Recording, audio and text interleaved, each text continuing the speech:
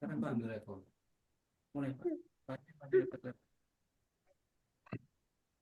Bismillah, innalhamdalillah, Allahu yatawaffal anfusa hina mautiha wallati lam tamut fi manamiha wa yumsiku allati qada 'alaiha al-mauta.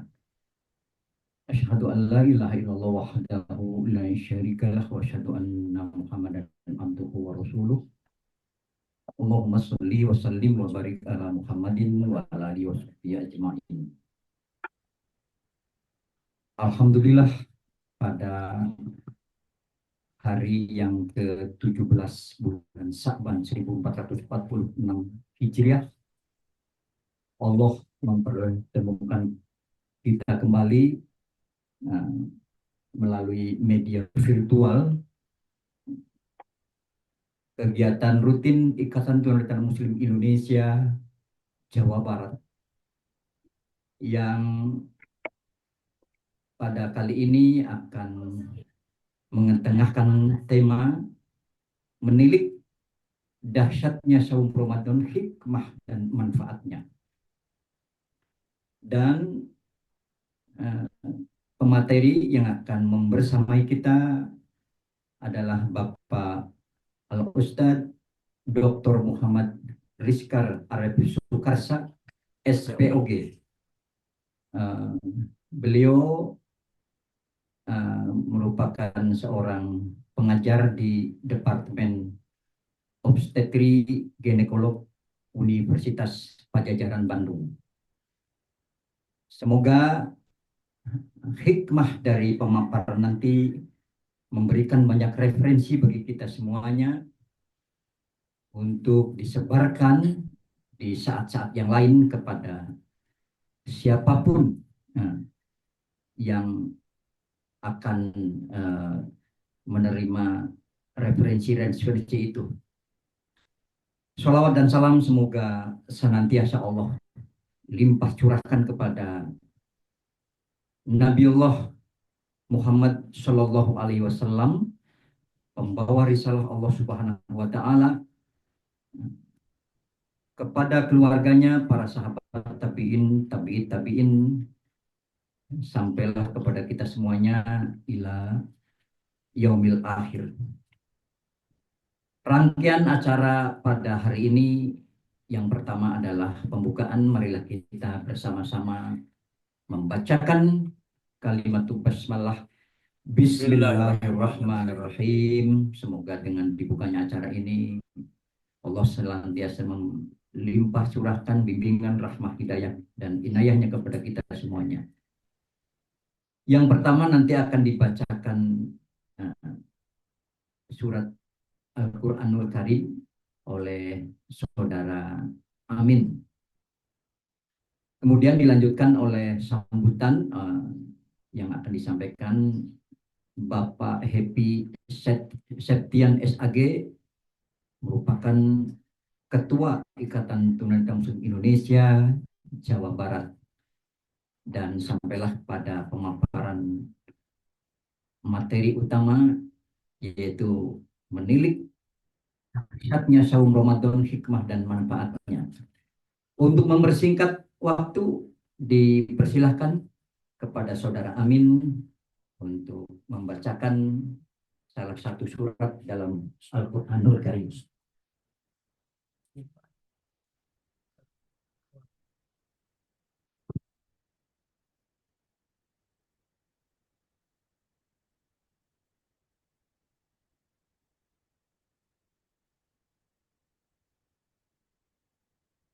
Bismillahirrahmanirrahim. Assalamualaikum warahmatullahi wabarakatuh.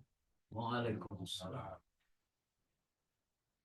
Allahumma barik lana fi Rajab wa Sya'ban wa balighna Ramadan.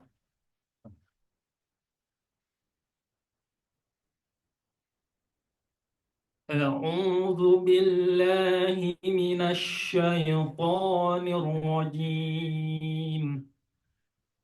Ya ayyuhalladzina amanu kutiba alaikumus siyam kama kutiba alal ladzina min قبلكم لعلكم تتقون أياما معدودات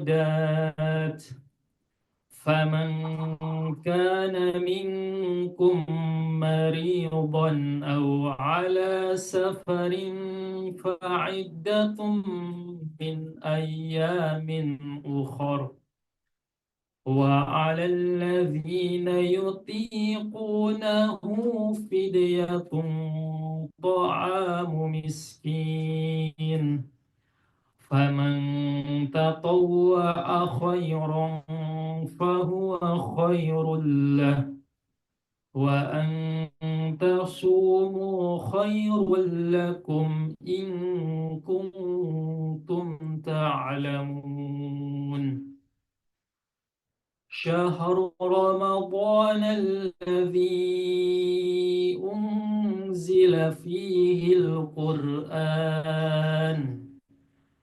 هدى للناس وبينات من الهدى والفرقان فمن شهد منكم الشهر فليصمه ومن كان مريضا أو على سفر فعدة من أيام أخر يريد الله بكم اليسر ولا يريد بكم العسر ولتكملوا العدة ولتكبروا الله على ما هداكم ولعلكم تشكرون وإذا سألك عبادي عني فإني قريب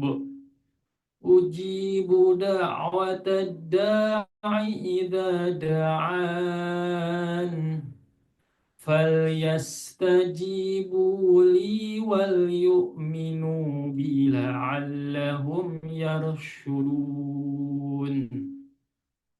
Sadaqallahul Adzim. Wassalamualaikum warahmatullahi wabarakatuh.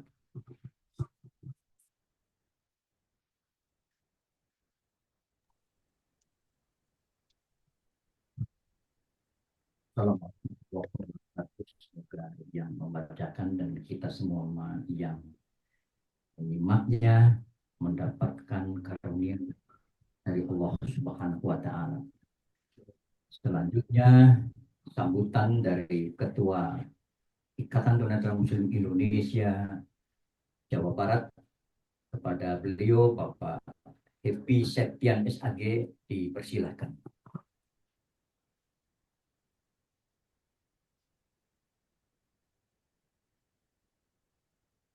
Bismillahirrahmanirrahim. Assalamualaikum warahmatullahi wabarakatuh. Waalaikumsalam warahmatullahi. Alhamdulillahilladzi khalaqal mauta wal hayata liyabluwakum ayyukum ahsanu amala.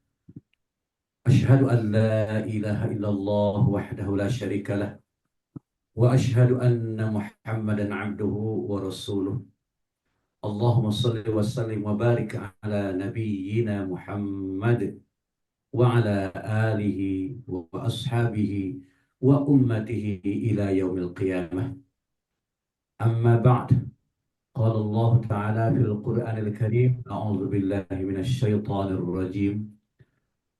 Uhilla lakum lailatas siyamir rafathu ila nisaikum hunna libasul lakum wa antum libasul lahun, ila akhir ayat. Yang terhormat Bapak Dr. Haji Muhammad Rizka Sukarsha, yang alhamdulillah berkenan hadir untuk bersama kita memberikan ilmu kepada kita pada pagi hari ini. Semoga niat baik Bapak, waktu yang Bapak sisihkan untuk ini semua oleh Allah akan balas diganti dengan jariah yang berlipat ganda insya Allah. Amin ya Allah. Hadirin yang hadir secara offline di sini di Sekretariat IPMI Jawa Barat, Pak Ustadz. Kita alhamdulillah dapat hibah menggunakan bangunan rumah di Jalan Pungkur, Gang Ningrum nomor 5. Alhamdulillah. Dari keluarga Bapak Yani. Juga apa yang beliau hibahkan kepada kita untuk menggunakan, memanfaatkan fasilitas ini akan menjadi saksi di hari kiamat kelak bahwa bangunan ini, rumah ini adalah rumah yang dipakai untuk beribadah, menggerakkan organisasi Islam, berjuang untuk kepentingan Islam, menegakkan syariat Islam, dakwah di muka bumi ini, khususnya di Jawa Barat, Ikatan Tunanetra Muslim. Hadirin yang hadir secara virtual, saya perhatikan dari partisipannya cukup banyak. Lebih banyak dari biasanya, Pak Ustadz. Alhamdulillah. Alhamdulillah. Kita belum tahu dari mana saja ini ada nama-nama yang saya belum kenal. Beliau-beliau ini salam ta'aruf dari kami, dari Ikatan Tunanetra Muslim Indonesia Provinsi Jawa Barat. Semoga ta'aruf kita, kebersamaan kita ini terus akan abadi. Tidak hanya kebersamaan secara virtual, daring, tapi terus kebersamaan hingga sama-sama masuk ke surganya Allah Subhanahu wa Ta'ala. Amin ya Allah. Amin. Tema besar kita pada hari ini adalah Mapak Ramadan, Ustaz.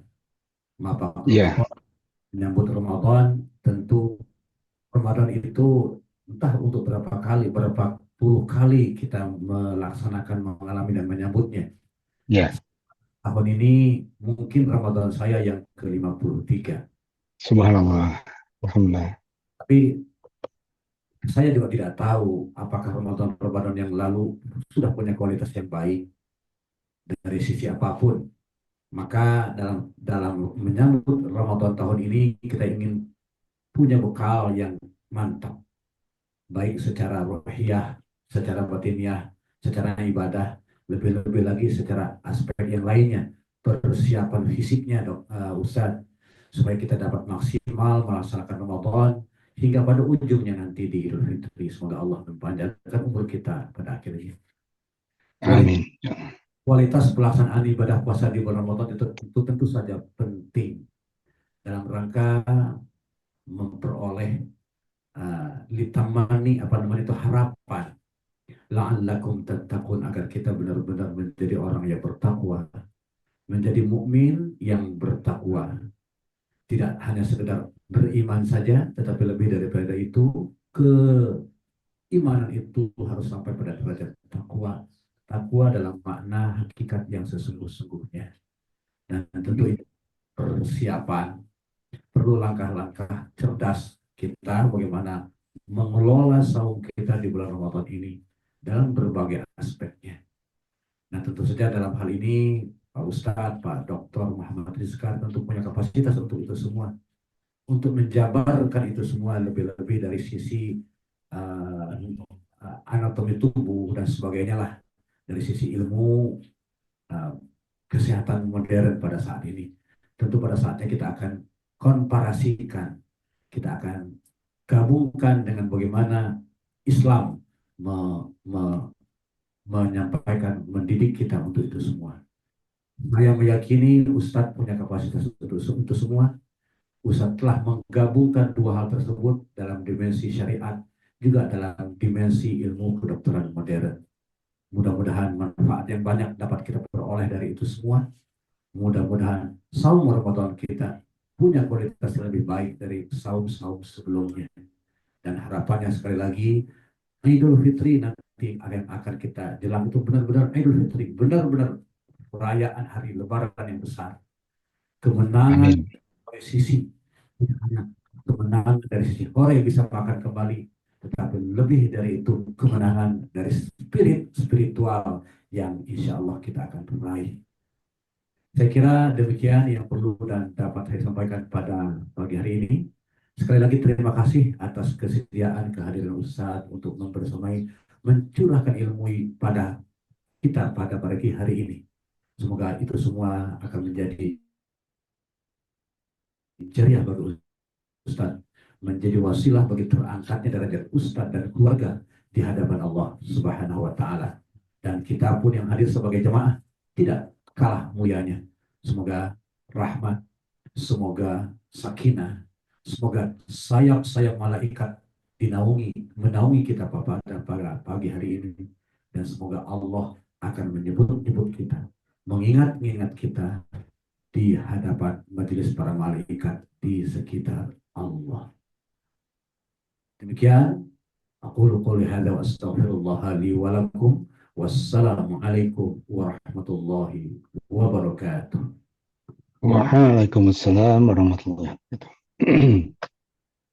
Terima kasih sambutan dari Bapak Ketua Ikatan Tunanetra Muslim Indonesia, Bapak Happy Septian SAG. Baiklah Bapak Ibu hadirin semuanya yang hadir di offline maupun di virtual. Sampailah pada kali ini materi utama kita, yaitu menilik dahsyatnya saum Ramadan, hikmah dan manfaatnya, yang akan disampaikan segera oleh Bapak Dr. Muhammad Rizkar Aref Sukarsa, SPOG. Semoga kita semuanya mendapatkan banyak hikmah di dalamnya, sehingga kita dapat melaksanakan seluruh ibadah di bulan Ramadan dengan penuh hikmah dan kita memperoleh manfaat dari semuanya itu. Kepada beliau, Bapak Ustadz Dr. Muhammad Rizkar, dipersilahkan. Baik, terima kasih Pak Aidin yang kami hormati, dan Al-Ulil Amri dan Al-Ustadz Bapak Happy Septian SAG. Alhamdulillah kita bertemu untuk kesekian kalinya nih Pak Happy dan Pak Aidin. Alhamdulillah, terima kasih telah mengundang saya untuk menyampaikan apa yang kiranya perlu disampaikan berdasarkan sudut kesehatan, dan tentunya kita kaitkan dengan Al-Quran sebagai pedoman hidup kita, apalagi kita akan memasuki bulan Ramadan insya Allah. Dan seperti yang Pak Happy tadi katakan, bahwa pembelajaran bulan Ramadan itu tidak cukup hanya satu kali, Pak Ustadz Happy. Dan buat saya juga sesungguhnya ini pembelajaran dari tahun ke tahun, dan terus kita pelajari Al-Quran itu yang tentunya kita bisa dapat hikmahnya. Kenapa? Karena barang siapa yang terus-menerus mempelajari Al-Quran, sesungguhnya Allah akan merahmati dengan ilmu itu sendiri. Saya izin memulai Pak Aidin sebagai moderator. Saya izin menambahkan judul yang disampaikan oleh Pak Aidin tadi berdasarkan perspektif Al-Quran ya Pak Aidin. Izin ya. Dipersilakan Pak. Ya, kenapa? Karena memang Rasulullah Muhammad SAW juga mengajak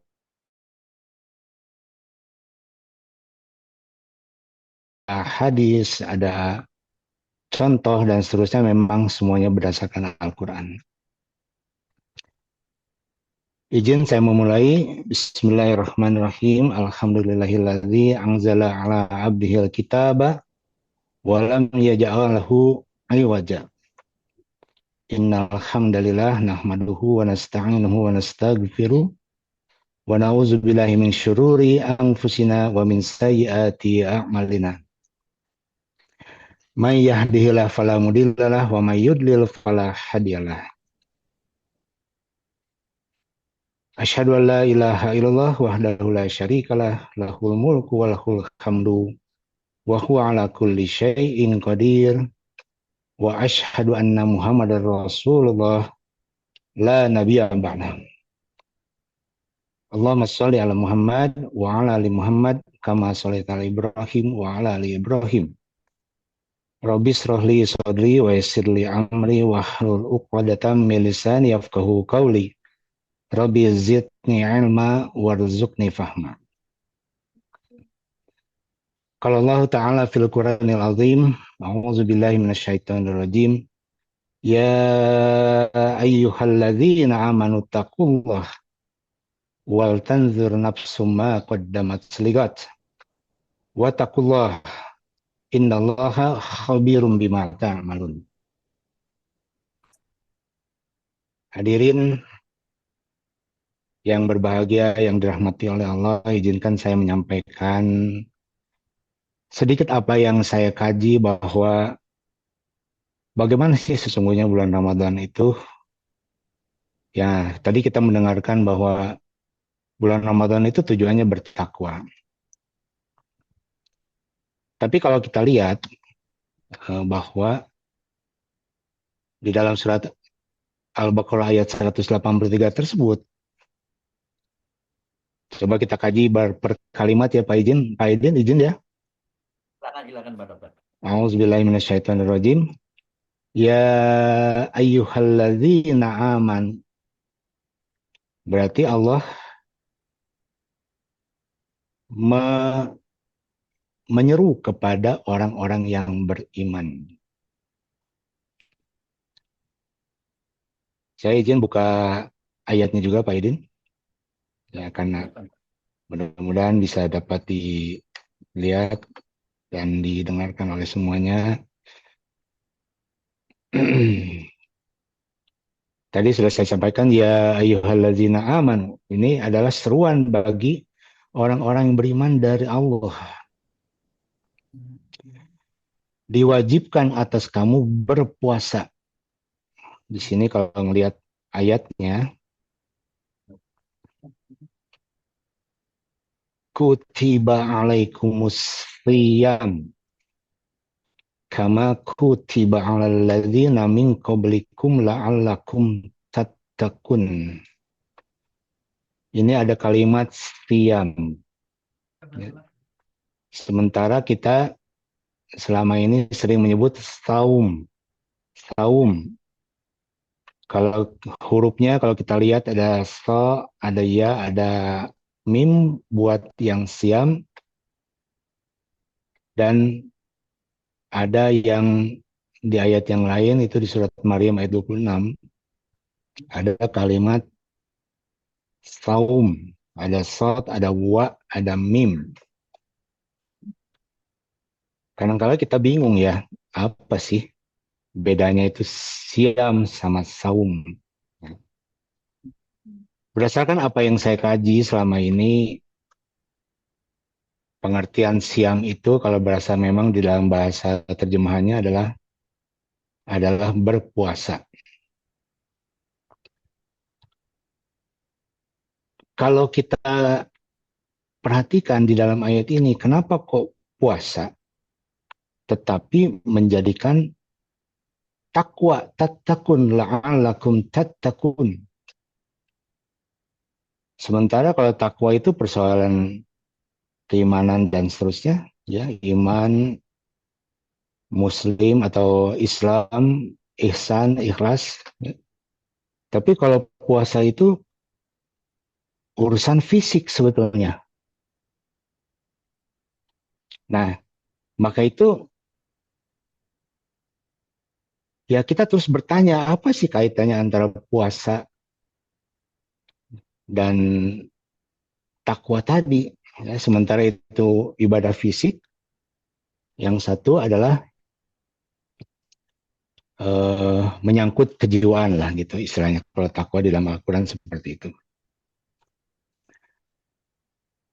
Tetapi marilah kita kaji bahwa karena ini suatu ayat dan ayat itu tentunya ada ayat-ayat yang muhkamat itu jelas maksudnya.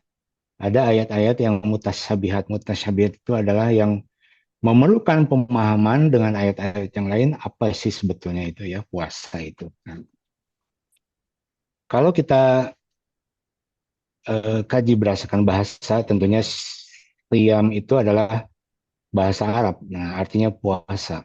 Dan saum juga adalah bahasa Arab yang artinya menahan diri. Yang satu puasa, yang satu menahan diri. Ya. Kalau puasa yang kita tahu bahwa kita menahan dari makan dan minum. Ya. Sehingga itu merupakan aktivitas betul-betul fisik, ya, menahan makan dan minum. Ya. Kalau saum juga sama sebetulnya menahan diri. Tetapi selain makan dan minum, dan dia juga ada perilaku yang harus dia kerjakan. Misalnya menahan agar dia tidak marah. Jadi menahan agar dia tidak sombong, dia tidak dusta. Tapi kalau kita melakukan puasa saja, dia menahan lapar dan haus, dia artinya menahan makan dan minum. Tapi mungkin ada yang sombong, ada yang dusta, ada yang berperilaku yang tidak baik. Nah, tentunya itu semua berkaitan dengan apa yang diridhoi oleh Allah sebetulnya kan. Nah, maka itu marilah coba kita kaji pelan-pelan apa sih sebetulnya makna puasa dan makna siam dan makna saum. Kita kaji dulu dari sisi aktivitas fisik tadi ya. Allah menyampaikan di dalam surat boleh surat 6 ayat 141 An-An'am. Di dalam surat Al-An'am itu jelas tertulis bahwa kalau kita mendapatkan suatu penghasilan dari kebun atau dari pekerjaan kita, dari jualan dan seterusnya, maka ketika kita mendapatkan hasilnya itu kita harus mengeluarkan zakatnya. Dan di sini tertulis bahwa janganlah kamu berlebih-lebihan, ya. Kalau pengertian jangan berlebih-lebihan itu sebetulnya ya banyak maknanya atau pemahamannya. Dan di ujung ayat itu sesungguhnya Allah tidak menyukai orang-orang yang berlebih-lebihan. Nah, saya juga terus mengkaji apa sih pengertian berlebih-lebihan itu. Nah, yang sering kita lakukan dalam bulan Ramadan tentunya kita melakukan sahur dan buka puasa. Di tengah-tengah kita menahan tidak makan dan tidak minum dan hubungan suami istri. Ya. Artinya ketika Allah mengatakan jangan berlebih-lebihan, kenapa kok di siang hari kita tidak boleh makan? Ya. Kalau simpelnya kalau nggak makan berarti lapar dong ya kan gitu pengertiannya. Jadi kalau lapar berarti dia lesu, lemas dan mungkin nggak tidur atau ngantuk dan seterusnya ya. Nah, ya memang itu yang dijadikan oleh Allah sebagai wujud bahwa Allah Maha Rahmat, Maha Rahim buat kita. Jadi dengan kita saum itu, menahan lapar dan haus itu dan tidak makan pada siang hari dan kita sudah berkali-kali menjalani itu, pasti kita akan lesu. Nah, kalau di dalam medis, ya memang kita bergerak sehari-hari itu memerlukan gula darah. Karena itu yang memerlukan tenaga buat kita. Tetapi dengan saum, dengan berpuasa itu, kita menahan artinya mengurangi makan, ya kan? Mengurangi makan itu berarti ya asupan makanannya juga kurang tentunya dan langsung berdampak kepada kadar gula di dalam darah itu menurun atau berkurang. Maka itu kita lesu. Ya. Tetapi kenapa Allah menjadikan seperti itu? Tapi bagi yang beriman ya, bagi yang yakin. Itulah Allah selalu menjadikan segala sesuatu itu pasti ada manfaatnya. Ternyata dengan kadar gula yang turun dan bahkan mungkin habis ya, itu akan mengambil cadangan gula yang di dalam badan. Dalam hal ini adalah glikogen ya. Glikogen itu tersimpan di dalam hati dan tersimpan di dalam otot kita. Ya. Maka ketika gula darah kita habis atau turun, mencapai kurang dari 60 misalnya, maka kita akan gemetar kan, ya, terasa lapar. Nah, kenapa demikian? Karena memang itu adalah sunatullah dari Allah, bahwa kita kadar gulanya turun itu kita lapar. Akibatnya kadar gula turun juga, suplai ke otak akan kurang. Sementara otak itu memerlukan gula darah dan oksigen kan. Nah, ketika gula darah di otak turun, maka kita akan mengantuk. Dengan mengantuk itu, ya kita tentunya ada yang tidur, ada yang istirahat, dan seterusnya kan. Dan lapar itu tentunya kita harusnya mencari makan ya, tetapi ini justru dilarang oleh Allah ya. Menahan lapar dan haus. Kalau itu terjadi dalam waktu yang lama, cadangan glikogen pun habis ya. Maka tubuh kita akan membentuk gula yang baru yang bukan berasal dari karbohidrat. Namanya gluconeogenesis kalau bahasa medisnya. Jadi gula yang baru yang dibentuk dari bukan karbohidrat. Yang paling sering adalah dari asam amino. Asam amino itu adalah pecahan dari protein. Ya. Terus lagi dipakai. Pada keadaan yang betul-betul habis, ya, proteinnya juga habis, maka langkah terakhir dari tubuh kita adalah namanya lipolisis, artinya menggunakan atau menguraikan lemak sebagai sumber energi. Namanya lipolisis. Ya.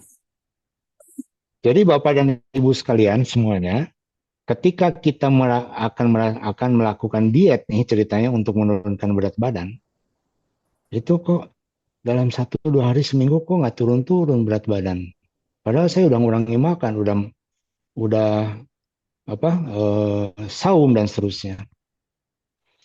Ketika kita mengurangi makan itu tadi prosesnya adalah mungkin baru mengurangi gula darah saja yang mungkin tinggi di dalam tubuh seseorang, atau mengurangi cadangan glikogen yang ada di dalam hati tadi atau di dalam otot. Dan itu memerlukan waktu, tidak 1-2 hari, bahkan ada literatur yang mengatakan bahkan 3 minggu baru berdampak berefek. Ya. Setidaknya seminggu lah gitu ya dengan proses itu. Maka setelah seminggu kita olahraga, ya minggu depannya kita makan lagi dengan enak, dengan nikmat segala macam. Ya. Ya. Maka itu kata Allah, ada saum Ramadan. Nah, inilah sebetulnya sistem Allah agar kita itu sehat secara fisik. Allah Maha Baik tentunya. Ya, agar manusia itu sehat, tidak berlebih-lebihan dalam soal makan. Ya. Tidak berlebih-lebihan dalam soal makan. Maka sering kita dapatkan keadaan yaitu tadi gula darah tinggi, lemaknya tinggi, kolesterol dan trigliserida tinggi dan seterusnya, ya. Nah, mungkin itu secara prinsip dari sisi medis kenapa kita harus saum, agar kita tadi tidak tergolong orang-orang yang berlebih-lebihan. Ya. Mungkin Pak Aidin sampai saat ini bisa diambil ya Pak Aidin. Insya Allah, walaupun sedikit gitu. Ya, karena saya coba pelan-pelan karena apalagi kalau dijelaskan secara keadaan yang terjadi mungkin agak terlalu dalam dan mungkin ya, malah jadi tidak mengerti. Itu insya Allah saya sampaikan secara prinsip dulu tadi. Hadirin yang berbahagia yang dirahmati oleh Allah, kita lihat selanjutnya. Jadi kenapa ya kita disuruh saum? Jadi artinya mengurangi 1 kali makan siang. Supaya kita tadi berefisiensi terhadap tubuh kita sehingga tidak berlebih-lebihan ya. Karena kalau saya Pak Ustadz Aidin mungkin minum kopi tidak cukup 1 atau 2 kali. Bisa berlebih-lebihan. Nah itu sebetulnya satu pemikiran buat kita bahwa oh jangan-jangan saya tergolong orang yang berlebih-lebihan. Nauzubillah min dzalik ya. Nah baik. Ketika kita diperintahkan efisiensi dan artinya mengatur ulang metabolisme di dalam tubuh kita, di satu sisi Pak Aidin, di bulan Ramadan itu justru pengeluaran kita lebih banyak. Nah, ini. Setuju nggak para hadirin? Iya, betul. Taruhlah misalnya kalau kita hitung uang, maaf ya ini bukan hitung-hitungan saja. Misalnya budget kita makan 1 juta. Tetapi di bulan Ramadan kenapa kok jadi 3 juta? Iya. Ya kenapa? Kan itu sementara kata Allah suruh efisiensi secara fisik. Kan gitu. Iya. Ya. Nah maka itu 1 porsi makan yang kita pakai makan itu seharusnya bagaimana nih? Nah gitu ya kan. Nah, nanti tentang takwanya kita bahas berikutnya ya Pak Adin. Pada akhir mungkin atau pertengahan. Ini saya mulai dulu awal nih, karena memang penting ini. Ya. Kalau kita lihat di dalam surat Al-Maidah, ya, saya izin share lagi. Itu sering dipakai juga pada khotib, ya. Kalau Jumatan sering juga berkumandang ayat ini. A'udzubillahi minasyaitonirrajim. Ya ayyuhalladzina amanu taqullah. Semua tentunya sudah paham. Hai orang yang beriman, bertakwalah kepada Allah. Nah, kan mulai masuk nih ke takwa. Sementara tadi tujuan Ramadan adalah takwa.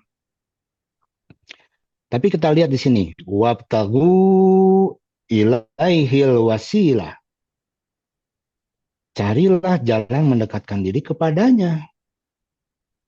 Ya. Wajahidu fi sabilih la'allakum tuflihun. Maka kita lihat di sini mendekatkan diri kepada Allah. Ya. Jadi supaya menjadi orang takwa atau kita terus meningkat ketakwaannya itu, kita harus dekat dengan Allah. Pertanyaan berikutnya, bagaimana sih, apa sih artinya mendekatkan diri kepadanya itu? Nah ini kalau kita kaji dalam Al-Quran surat Taubah ayat 99. Ya. Di dalam surat At-Taubah ayat 99 itu, saya bacakan artinya, ketahuilah sesungguhnya nafkah itu adalah suatu jalan bagi mereka untuk mendekatkan diri kepada Allah. Jadi nafkah adalah cara untuk mendekatkan diri kepada Allah. Ya, maka kelak Allah akan memasukkan ke dalam rahmat surganya. Ya. Nah, kalau kita perhatikan, tadi kenapa kita 1 kali jam makan siang kita itu ditahan oleh kita, ya, itu sebetulnya maksudnya adalah agar itu diberikan kepada orang lain berupa nafkah atau sedekah. Ya, ketika kita menafkahkan harta atau sedekah kepada orang lain itu sesungguhnya dia mendekatkan diri kepada Allah. Dengan cara apa sebetulnya? Kan pertanyaannya jadi begitu. Nah, kalau kita lihat di surat Al-Baqarah ayat 271, saya izin saya sekali lagi Pak Idin. Silakan, Pak.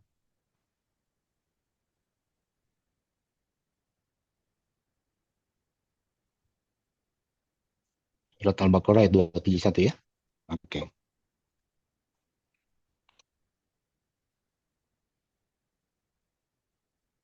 Ini saya bacakan artinya lagi. Ya. Jika kamu menampakkan sedekahmu, maka itu adalah baik sekali. Jika menyembunyikannya juga baik. Ya, tapi dengan niat karena Allah. dan kamu berikan kepada yang fakir. Ya. Di kalimat terakhir, dan Allah akan menghapuskan dari kamu sebagian kesalahan-kesalahan kamu, dan Allah mengetahui apa yang kamu kerjakan. Nah, ini juga harus kita kaji nih.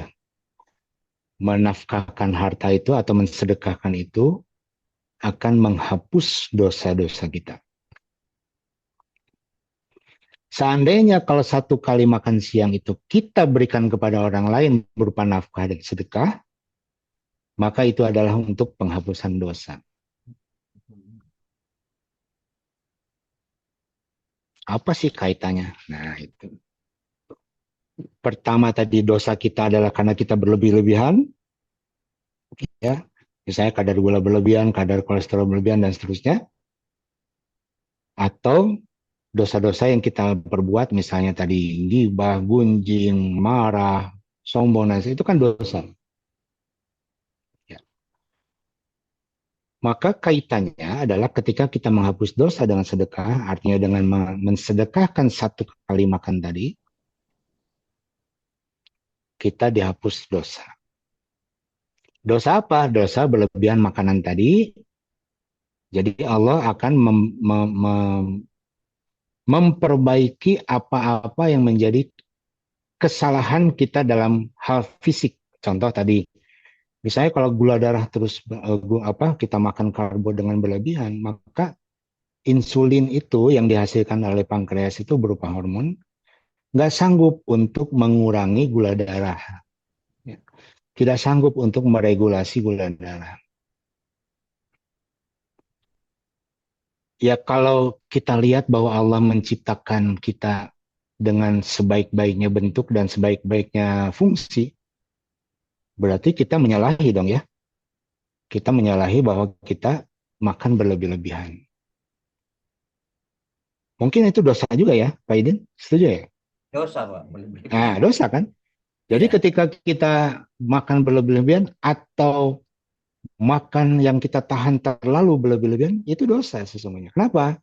Karena tubuh itu diciptakan oleh Allah sebagai sunatullah dan dia memiliki fungsi yang betul-betul bermanfaat buat kita sebagai manusia untuk hidup di dunia. Ya.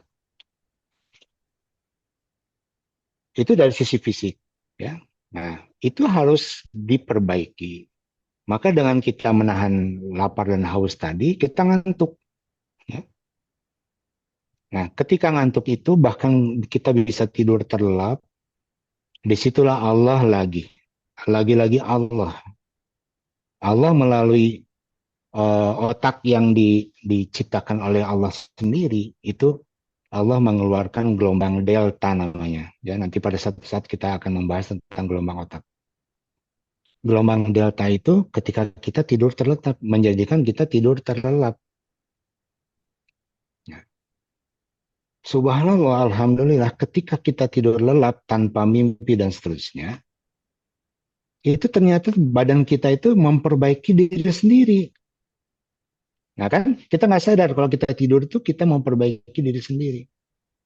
Itulah sunatullah dari Allah. Dengan gelombang delta yang Allah aktifkan di otak kita. Ya. Nah, kadang kita mimpi juga. Mimpi itu lagi tidur kok mimpi. Itu yang bekerja adalah gelombang theta. Jadi kita tidur, tetapi kita mimpi. Nah, pada saat gelombang theta bekerja itu, kalau kita bangunkan, itu kita langsung bangun ya. Tapi kalau tadi pada gelombang delta, digerakin kayak gimana juga kita nggak bangun-bangun ya. Kira-kira seperti itulah ya bahasanya. Nah, tetapi maksud Allah ketika kita diaktifkan gelombang delta itu, itulah Allah memperbaiki tubuh kita. Ya. Maka sekali lagi semuanya itu bukan tidak ada artinya. Kenapa kita diperintahkan untuk berpuasa?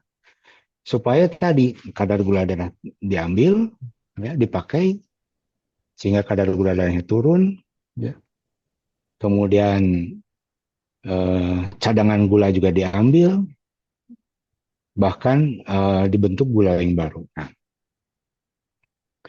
pada keadaan puasa selama selama sebulan itu, mungkin saja seseorang sudah terjadi yang namanya lipolisis. Lipolisis itu artinya tubuh menggunakan lemaknya untuk cadangan kalori atau tenaga. Disitulah mulai lemak kita diambil, di situ kita mulai turun berat badan, ya. Dan kita kalau diperiksa secara laboratorium itu kadar-kadarnya tuh kok normal-normal semuanya gitu, termasuk kolesterol, ya. Dan yang paling penting ada trigliserida, ya. Mungkin hadirin pernah dicek gula darah, trigliserida, kolesterol. Nah, trigliserida ini adalah lemak sebenarnya, tapi lemak yang berasal dari gula, karbohidrat. Ada memang lemak sendiri kalau kita makan jeroan dan sebagainya itu memang hasilnya lemak. Ya. Nah, lemak yang aslinya lemak itu paling terakhir diuraikan di dalam tubuh kita itu kalau kita terus-terusan puasa, terus-terusan olahraga, terus-terusan aktivitas yang berat. Nah, baru lemak kepake. Itulah mulai lingkar perut kita menurun dan kok berat badannya turun ya. Nah, tapi hati-hati. Pada awal-awal puasa kita juga turun berat badan. Ya. Sebagai dampak dari puasa itu kita mengalami dehidrasi, kurang air. Jadi airnya dipakai juga. Nah, itu turun berat badan. Ya. Tapi hati-hati ketika kita selesai bulan Ramadan, baru aja Lebaran, udah naik 3 kilo lagi hadirin sekalian. Ya kan? Selama Ramadan turun taruhlah 5 kilo, tapi di hari Lebaran naik lagi 3 kilo. Gimana ini kok bisa begitu? Nah, gitu ya. Jadi artinya yang baru dipakai adalah air dan mungkin cadangan gula saja atau cadangan karbohidrat berupa glikogen saja yang baru diambil. Ya. Nah, itu secara fisik proses-proses yang terjadi akibat kita melakukan saum atau puasa di bulan Ramadan besok insya Allah. Nah, hadirin yang berbahagia dirahmati Allah, pertanyaan berikutnya adalah saum Ramadan itu agar kita bertakwa. Persoalan takwa ini ya bagaimana sih ya harusnya kita tuh, bagaimana sih takwa itu sebetulnya kan gitu. Ya, jadi di dalam Al-Quran, saya izin share sekali lagi, surat Az-Zumar itu ayat 28 menjelaskan. A'udzubillahi minasyaitonirrajim. Qur'anan Arabiyyan ghaira dzi iwajil la'allahum yattaqun. Al-Quran dalam bahasa Arab yang tidak ada kebengkokannya di dalamnya supaya mereka bertakwa. Jadi supaya kita bertakwa artinya pakai Al-Quran. Nah, Al-Quran itu mulai dibaca, kemudian dipelajari, diamalkan, sehingga dia paham, lalu dia menjadi sebuah perilaku yang dilakukan berdasarkan Al-Quran. Itulah kira-kira takwa. Tapi tentunya susah ya Pak Idin ya, menjadi takwa itu susah. Nah, contohnya tadi kita berlebihan makan secara fisik kita tidak takwa. Nah, ini secara jiwa juga belum tentu kita takwa. Artinya berpedoman kepada Al-Quran, yang Al-Quran itu kita pakai dalam kehidupan kita sehari-hari. Ya, apa kaitannya antara tadi kita secara fisik melakukan puasa, ya, lalu kita mensedekahkan harta, lalu Allah menghapuskan dosa kita, maka ketika kita baca Al-Quran, kita pelajari dan seterusnya, maka itu akan mendapat tempat di jiwa kita. Karena Al-Quran ini kan ayat-ayat suci. Ayat suci itu tidak bisa duduk di dalam sebuah yang kotor. Maka dia di dalam hati kita, di dalam jiwa kita harus ada tempat yang bersih. Nah, kalau jiwa kita kotor, Al-Quran nggak akan masuk di dalam jiwa kita atau di hati kita. Kenapa? Karena memang jelas bahwa ayat itu adalah tempatnya di tempat yang bersih. Artinya bukan di dosa.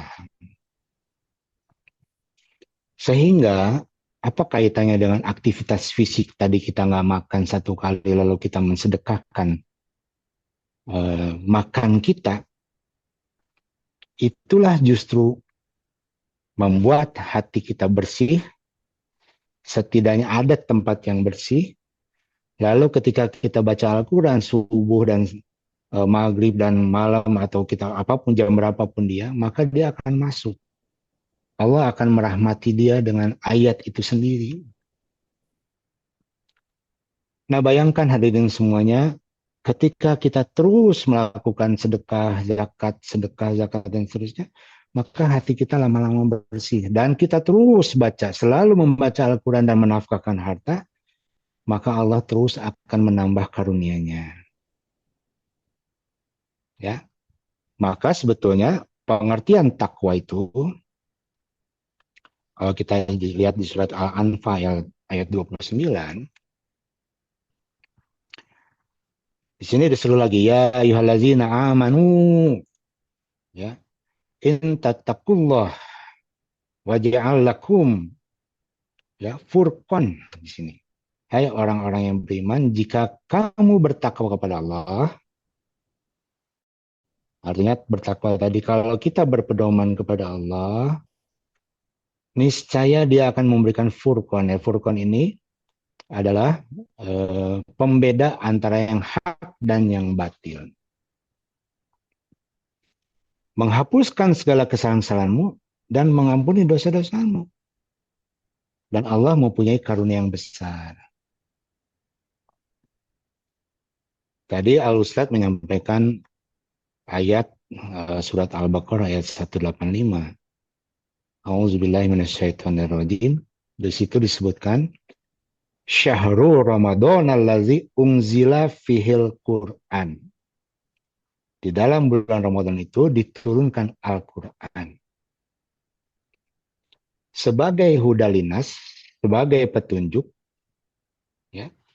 Wa bayyinati minal huda wal furqan. Ya. Jadi petunjuk itu atau ayat-ayat Al-Quran itu dijelaskan dengan ayat-ayat yang lain dan sebagai furqan. Jadi pembeda antara hak yang dan batin. Jadi tadi tujuan saum Ramadan adalah menjadi takwa. Maka takwa berarti harus dengan Al-Quran. Ya, sebagai petunjuk dan penjelasan petunjuk dan pembeda antara yang hak dan yang batil. Jadi kita diberitahu oleh Allah tentang yang baik, tentang yang buruk. Maka di situ kita tidak menambah dosa lagi. Gitu. Sementara tadi kita mengeluarkan sedekah atau zakat atau nafkah untuk menghapus dosa, jangan-jangan kita menambah lagi dosa yang lain karena kita tidak tahu. Maka itu Al-Quran harus terus-menerus dibaca, bukan hanya di bulan Ramadan saja sebetulnya. Dari hari ke hari, setelah bulan Ramadan terus kita membaca Al-Quran dan menggunakannya pada kehidupan yang sehari-hari. Ya, jadi kalau kita kaitkan tadi hubungan puasa sebagai aktivitas fisik dan saum sebagai aktivitas rohani kita, spiritual dan mental, maka ternyata satu kesatuan itu. Kenapa? Karena memang kita sekarang hidup di dunia, pasti ada fisiknya. Tetapi di dalam fisik kita, jasad kita ini ada jiwa kita. Nah, jiwa kita ini harus bersih. Ya. Nah, bersihnya jiwa kita itu didahului dengan aktivitas fisik kita. Makanya kita sholat, kita wudhu, cuci muka, membasuh tangan, ya, kaki, dan sebelumnya kumur. Itu sebetulnya refleksi kita menghapus dosa-dosa kita. dosa mata kita, dosa muka kita, dosa tangan kita, dosa kaki kita, semuanya kita hapus dosanya. Itulah sholat. Nah, wudhu, kita melakukan sholat.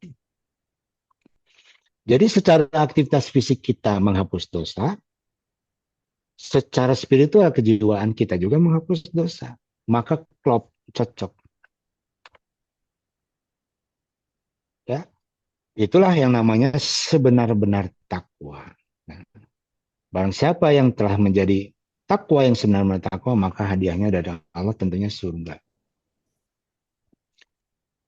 Jadi kembali lagi, ketika kita membaca Al-Quran, kita lihat di surat Fatir ayat 29 sampai 30, ya. Sesungguhnya orang-orang yang selalu membaca kitab Allah dan mendirikan sholat dan menafkahkan sebagian rizki yang kami anugerahkan kepada mereka dengan diam-diam dan terang-terangan, mereka itu mengharapkan perniagaan yang tidak merugi. Perniagaan apa? Ya, perniagaan kita dengan Allah. Artinya kita sebagai makhluk ciptaan Allah menunaikan kewajibannya, dan Allah sebagai Khalik pencipta kita melaksanakan, merahmati, mengkaruniakan, dan seterusnya kepada kita. Maka terciptalah hubungan yang baik antara kita dengan Allah. Maka kalau kita takwa, dimanapun kita bersama Allah sesungguhnya. Ya, sungguh sangat nikmat ketika kita bersama Allah. Ya, ibarat kita ini berasumsi saja. Kalau kita bersama Presiden Jokowi atau Presiden Prabowo, mungkin kalau minta sesuatu mudah kali ya. Benar nggak Pak Hadirin? Ya, kan gitu ya kira-kira Pak idenya. Begitu juga ketika kita bersama Allah. Ya Allah, hamba memohon agar Allah melimpahkan rahmat karunia rizki yang luas. Bagi Allah kalau kita sudah bersama ya dikasih semuanya, gampang bagi Allah. Ya. Tetapi untuk bersama Allah tadi ada proses namanya mendekatkan diri. Yang tadi ya. Apa jalan mendekatkan diri? Yaitu menafkahkan harta, mengeluarkan sedekah atau zakat supaya dihapus dosa. Maka kita bertambah dekat nih kalau dosanya dihapus terus. Karena Allah Maha Suci. Siapa yang bersama Allah harus suci kan? Kalau makhluk tidak maha suci. Makhluk hanya suci. Khalik maha suci. Berarti kalau kita satu energi dengan Allah, maka itulah kita bersama dengan Allah. Kemanapun kita berada, kemanapun kita pergi. Ya. Nah, ketika kita sudah bersama Allah, sungguh sangat nikmat. Memohon doa, dia langsung diijabah. Tapi kalau kita masih dekat dengan Allah, memohon doa, ya baiklah Rizkar. Nah, baru-baru gitu doang, baru diterima permohonannya, tapi belum tentu diijabah oleh Allah. Barangkali seperti itu. Apalagi kalau kita jauh dari Allah, artinya kita penuh dengan dosa. Ya, mungkin tidak didengar ya oleh Allah. Nah, maka itu bulan Ramadan yang sudah kesekian kalinya kita laksanakan, kita jalani, marilah sama-sama, ya khususan saya juga, apa sih hikmah bulan Ramadan itu, baik secara fisik maupun secara mental, spiritual, atau kejiwaan. Yang tentunya itu saling terkait satu dengan yang lain. Nah, itulah secara ringkas, hadirin rahimakumullah semuanya, apa kaitannya saum Ramadan secara fisik. Tadi kita sudah tahu ya, secara prinsip bahwa ternyata fisik kita juga harus sehat, harus kuat itu. Ya, ingat nggak pepatah mensana in corpore sano? Ya, di dalam tubuh yang kuat terdapat jiwa yang kuat, yang sehat dan seterusnya. Ternyata memang itu satu kesatuan. Jadi takwa juga satu kesatuan antara fisik dan jiwa kita. Nah, itulah yang dilatih oleh Allah di bulan Ramadan. Secara fisik kita dibuat gulanya kurang, lesu, ngantuk, tetapi ternyata itu ada tujuannya, yaitu menggunakan energi kita supaya gula darah atau cadangan gula itu bisa turun dan mengaktifkan insulin kembali sehingga lebih sensitif. Kenapa? Ya karena kalau yang mau dikurangi gulanya nilainya 100, sementara kadar insulinnya cuma 50. Yang 50 kemana kira-kira? Ya disimpan berupa lemak. Jadilah kita bertambah lemaknya, bertambah beratnya, dan seterusnya. Ya. Nah, memang itu yang harus kita sadari, khususan saya juga. Karena itu saya pelajari, oh iya, ternyata memang saya masih tergolong misalnya berlebih-lebihan. Maka itu, kalau kita tidak berlebih-lebihan, berusaha tidak berlebih-lebihan, maka kita termasuk taat kepada Allah. Tapi kalau kita baca Al-Quran, sholat, dan sebagainya, tapi tidak mengindahkan untuk keperluan fisik kita, kita pun belum taat dan kita pun belum takwa. Jadi takwa sebenarnya adalah antara fisik dan jiwa selaras dan satu energi semuanya, dan itulah yang diperintahkan oleh Allah. Maka kalau kita lihat ya ayyuhalladzina amanu taqullah, tadi contohnya di awal-awal, tanzur nafsu ma qadamat saligat tawabtagu ilaihi wasilah, ya. Atau di ayat yang lain waqulu qaulan sadida, ya, bahkan berumah tangga juga kita harus takwa sebagaimana di surat An-Nisa ayat 1. Ya, gimana Ustaz kalau saya belum nikah? Ya nggak apa-apa, di dalam Al-Quran surat Al-Baqarah ayat 21 juga dibilang bahwa manusia kamu bertakwalah. Jadi secara pribadi kita pun harus bertakwa. Secara keluarga, apalagi kalau laki-laki adalah pemimpin keluarga, harus mengajak keluarganya kepada ketakwaan. Ya. Kenapa demikian? Karena hisab pertama nanti adalah persoalan takwa tadi. Kenapa? Karena Allah memerintahkan, ya ayyuhalladzina amanu taqullah. Kalau Allah memerintahkan lalu kita tidak takwa, berarti gugurlah hisab selamat kita itu tadi. Ketika Allah menyuruh bertakwa, lalu kita tidak bertakwa, berarti gugur. Tidak berhak kita mendapatkan tempat di sisi Allah atau surganya. Ya. Jadi marilah kita sama-sama, ya, khususan saya juga secara fisik dan secara lahiriah, ya, batiniah dan seterusnya, kita arahkan, kita upayakan untuk menjadi orang yang bertakwa sebagaimana tadi tujuan bulan Ramadan itu adalah menjadi orang yang bertakwa. Ya. Mungkin sementara itu dulu Pak Aidin, karena kalau kita kaji lebih jauh sih memang, waduh, nggak cukup waktu 1 jam pun Pak Aidin. Mudah-mudahan ada pertanyaan, diskusi yang lebih mendalam, ya, lebih dapat memahami kajian tadi secara prinsip seperti itu yang dapat saya sampaikan. Ya. Saya mengharapkan kita bisa berdiskusi agar menjadi masukan kepahaman juga buat saya dengan jemaah tadi bertanya. Sementara gitu dulu Pak Aidin, alhamdulillah. Alhamdulillah, jaza khair Pak Al-Ustadz Dr. Iskar. Para hadirin semuanya mungkin telah menyimak. Kalau boleh saya simpulkan, Pak Dokter tadi menyampaikan berkaitan dengan dampak positif dari saum, mulai dari pengurangan gula darah, lalu mengambil cadangan di hati sampai dengan lemak dan seterusnya, Iya. sehingga sampai dengan produksi insulin oleh limpa Pak Dokter ya. Ya, Jadi oleh pankreas. Ya, pankreas gitu ya. Ya, pankreas. Sebuah keseimbangan pemahaman Al-Quran dan ilmu kedokteran modern. Bapak Ibu semua mungkin ada yang mungkin banyak ya yang akan bertanya. Langsung saja kalau yang mau bertanya sebutkan nama dari mana. Untuk termin pertama saya kasih kesempatan untuk 3 orang yang di virtual, yang di online dulu. Dipersilahkan.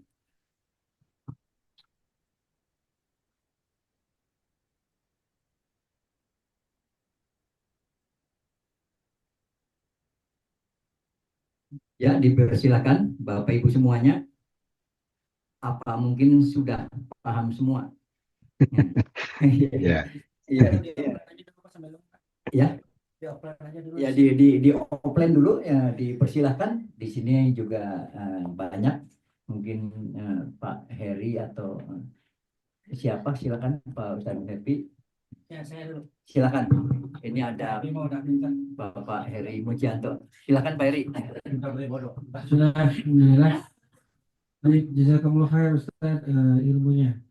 Ini ada pertanyaan mendasar dan mungkin sifatnya ringan saja, tapi buat saya ada sedikit penasaran dan mengganjal Ustaz. Ketika di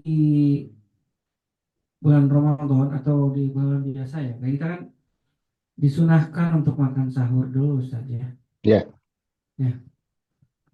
Ini katanya ada tips untuk menjaga agar tenggorokan kita itu biar tidak kering ketika nanti sudah di tengah hari, ketika cadangan air sudah mulai berkurang di dalam tubuh setelah beraktivitas. Nah, supaya tenggorokan kita tidak terasa kering. Nah, katanya setelah makan itu dianjurkan untuk meminum air hangat, katanya gitu dok. Ketika meminum air hangat, maka di tenggorokan kita, di kerongkongan kita itu, lemak-lemak yang tersisa di situ akan palit. Apa itu palit ya? Ngagolosor, terbawa. Nah, dari hilangnya lemak yang menempel dalam kerongkongan kita itu yang menyebabkan kita agak tahan lama, tenggorokan kita tidak terasa kering gitu katanya dok. Nah, apakah itu betul gitu dok terhadap korelasinya dengan ke biar tidak cepat kering tenggorokan kita dengan tips seperti itu dok. Terima kasih. Baik, terima kasih. Oke. Pak Dokter mau langsung dijawab? Langsung aja ya dijawab biar satu-satu. Langsung aja, silakan Pak Dokter. Ya, menurut pemahaman kami dari sisi medis itu kurang tepat, Pak Heri ya tadi. Nah, jadi gini, kalau kita habis makan, kan bilangnya, aduh kita makan atau minum yang manis-manis ya. Ya. Hadirin rahimakumullah, ingat gula itu sifatnya menarik air. Ya. Jadi kalau air diambil sehingga di dalam karena kadar gula darahnya itu tinggi, lalu air yang di dalam jaringan diambil, maka tubuh akan kekurangan cairan. Maka ya jadi seperti tadi, ketika kita habis makan minum yang manis, pasti akan cepat kering mulutnya atau kita sering pipis dan seterusnya. Jadi memang betul sebaiknya sehabis makan kita pakai minum air putih. Ya. Nah, itu tepat sekali. Kenapa? Tidak mengambil cairan yang ada di dalam jaringan, sehingga kita tidak mudah haus dan tidak mudah kering ya, dan kita tidak terlalu banyak berkemih. Nah, ketika kita sahur dengan makan yang banyak kemudian minumnya juga yang banyak, di dalam 1-2 jam pertama pasti kita akan pipis terus. Ya. Ya, betul nggak Pak? Betul ya? Ya, jadi sebetulnya itu akan mengurangi atau tanda kutip mengarah kepada dehidrasi, di mana tubuh kita kekurangan cairan. Jadi alhasil apa? Di mana kita udah kurang gula, cairan juga kurang. Kita makin lemas. Ya. akibatnya kita ya taruhlah buka batal saumnya dan seterusnya ya. Ya gitu. Ya, jadi memang kita harus mengatur pola makan. Tetapi dalam sahur juga, kenapa disunahkan untuk makan? Karena memang ketika kita menjalani saum itu juga harus gizinya tetap seimbang. Bukan berarti kita di stop makan kan? Allah tidak menjadikan kita di stop makan. Karena memang secara sunatullah kita pun memang perlu makanan, karbohidrat, protein, lemak dan seterusnya. Maka itu sebetulnya di bulan puasa itu, di bulan saum di bulan Ramadan itu hanya mengatur jam makan. Ya, hanya mengatur jam makan, bukan dilarang makan minum. Tapi hanya mengatur jam makan dengan mengurangi komposisi yang berlebihan tadi. Gitu, sehingga kita badannya fit lah gitu, secara fisik fit, kemudian secara mental rohani kita juga fit karena kita memang membaca Al-Quran gitu. Ya, jadi kira-kira seperti itu Pak Heri penjelasannya ya, kita atur-atur lah, jangan kurang gula, jangan berlebihan gula, sehingga kita yang menyebabkan tadi cairan malah berpindah dari jaringan ke dalam pembuluh darah, sehingga aliran pembuluh darah itu ke dalam ginjal jadi banyak. Nah, ginjal berusaha untuk mengeluarkan itu. Itu satu mekanisme dari tubuh kita juga. Jadi kita banyak pipis. Ya. Nah, ketika kita udah 2 minggu, 3 minggu saum, kita juga merasa pipisnya kurang ya. Bahkan warnanya menjadi lebih pekat. Itu sebetulnya karena di dalam jaringan kita udah kurang cairan. Nah, itu juga hati-hati bisa menyebabkan masalah yang lain secara medis itu akan muncul. Ya, jadi memang Allah tetap menjadikan saum itu adalah sebuah keseimbangan. Kenapa? Karena sunatullah manusia itu kan harus makan, harus minum. Tetapi kenapa tadi dibatasi waktunya, diatur segala macam? Karena tadi maksud Allah adalah agar kita tidak berlebihan secara fisik tadi, dan terus kita mempelajari Al-Quran, karena tadi kan Syahrul Ramadan al-Lazi, Al-Quran itu turun di bulan Ramadan. Dan kita harus mendapatkannya gitu. Jangan sampai waktunya turun Al-Quran di bulan Ramadan ini kita tidak mendapatkan. Jangan sampai seperti itu.